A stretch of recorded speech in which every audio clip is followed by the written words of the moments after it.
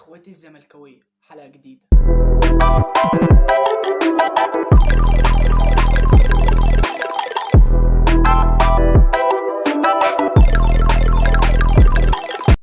حلقه النهارده ماتش الزمالك وطلائع الجيش، تاني مباراه للمدرب الفني كريستيان جروس، وتاني تعادل ليه على التوالي.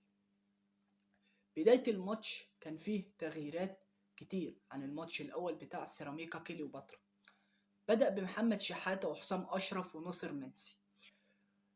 انت كالزمالك نزلت الشوط الاول اللعيبه سلبيه جدا وبطء في اللعب وبطء في التحضير وكذا هجمه مش مكتمله على ارضيه الملعب، ادى الى اللي انت جه في الجون وبدات تعيد حساباتك. وانا في ماتشات الزمالك اللي بتبقى زي دي اللي بتبقى متقفله بتمنى ان الزمالك ينزل من اول الدقيقه، في اول دقيقه او اول ربع ساعه يجيب جون عشان الماتش يفتح والدنيا تسهل عليه.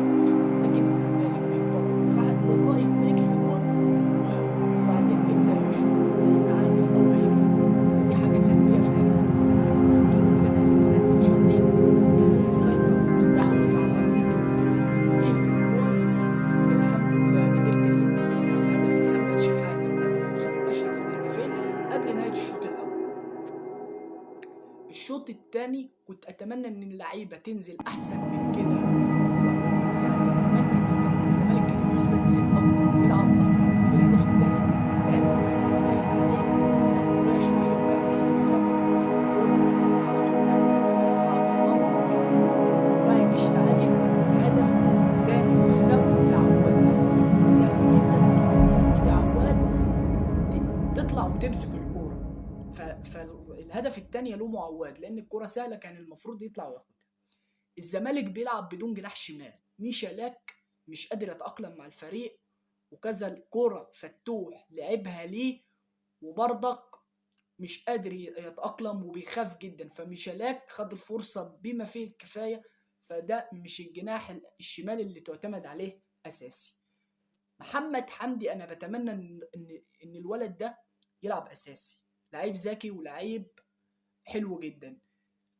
أول ما نزل اللقطة دي هو فتوح لعبها له، خدها فري ستايل على طول وشاط على طول. الكرة دي حلوة جدا جدا ويبين لك ان اللعيب هو لعيب حلو وعايز ياخد فرصة.